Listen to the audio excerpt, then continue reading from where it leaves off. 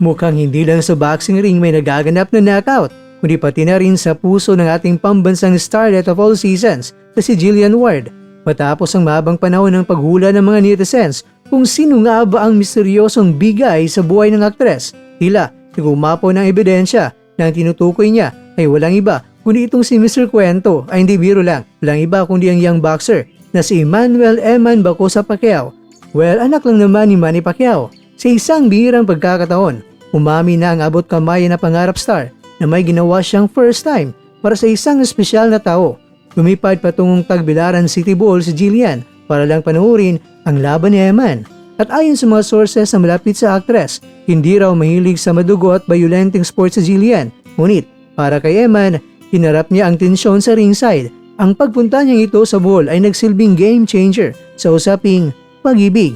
Kitang-kita ang suporta at kaba sa mga mata ng aktres habang pinapanood ang bawat suntok ng batang Pacquiao. Aba teka, Madam Jinky Yarn? Sa kanya naging panayam sa batikang host na si Boy Abunda, hindi na naitago ni Jillian ang kanyang abot langit ng ngiti nang matanong tungkol sa kanyang maniligaw. Narito ang naging palitan na nagpakilig sa buong bansa. Ayon kay Boy Abunda, "One day Jillian, you will introduce him, the big guy, to the public." Sabi naman ni Jillian Ward, "Kung tatagal po ng ganon, I hope." Ngunit ang lalong nagpainit sa usapan ay nang tanungin siya ni Tito Boy kung ano ang tsansa ng naturang lalaki na makakuha ng kanyang matamis na oo sa scale na 1 to 10. Walang kagatol-gatol na sumagot si Jillian ng 10, 11, isang pag-amin na lampas langit ang paghanga niya sa naturang manliligaw. Pero bakit nga ba itong si Eman ang bigay? Sa mga kumakalat na larawan sa social media, pakikita ang matatamis sa sandali ni Jillian at Eman. Inilarawan ni Jillian ang kanyang bigay bilang lalaking tunay na nagpaparamdam sa kanya na siya ay super special. Ang katangian ng bigay ayon kay Jillian, bakit pasok itong si Eman Pacquiao? Una, effortless magpakilig. Ang pagbisita at pagsuporta ni Jillian sa bowl ay patunay ng malalim na koneksyon. Pangalawa, protective at marespeto. Kilala ang Pacquiao sa pagiging maginoo at makadiyos. Pangatlo, super special treatment. Super special treatment. Inamin ni Jillian na sa lahat ng nanligaw, siya lang ang nakagawa nito.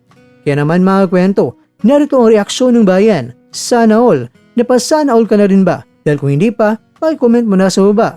Sana all. Well anyway, hindi magkamay ang mga fans sa social media. Mula sa Twitter hanggang TikTok, trending ang hashtag na #Jillian Eman at #BigGuyReveal. Marami ang nagsasabing match made in heaven ang dalawa, ang reyna ng hapon sa telebisyon at ang rising star ng boxing world. Bagamat wala pang formal na anunsyo ng special status, ang mga titig at 11/10 na score ni Jillian ay sapat na para sabing tapos na ang boxing. Panalo na si Eman sa puso ng ating sikat na artista, Eman, Boy Paldoa.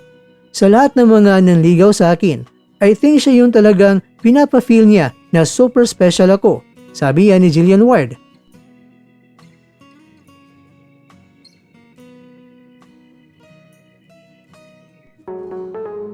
Samantala, umakyat na sa panibagong gantas ang tensyon ng pagitan nina Ryan Garcia at ni Devin Haney matapos magpalitan ng maanghang ng mga salita ang dalawang boksingero sa social media na nagpapahiwatig ng isang malaking bakbakan sa hinarap.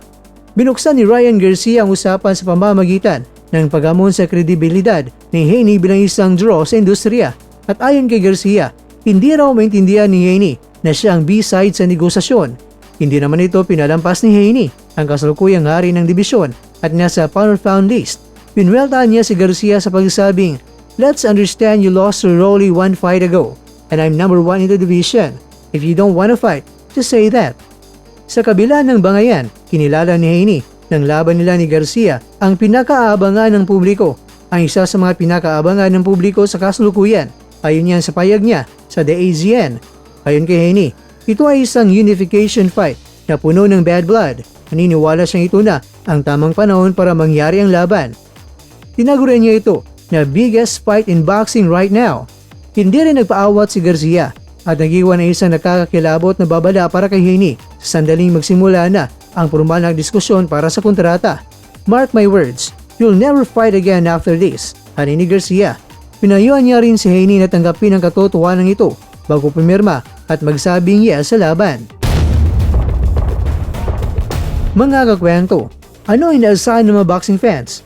Dahil sa init ng palitan ng mga salita, inaasahan ng boxing world na magiging isa ito sa pinakamalaking pay-per-view events ng taon. Bagamat may mga issue pa sa kung sino ang dapat ituring na A-side, pero malinaw na kapuhandang dalawang kampo na patunayan kung sino nga ba ang tunay na hari sa loob ng ring.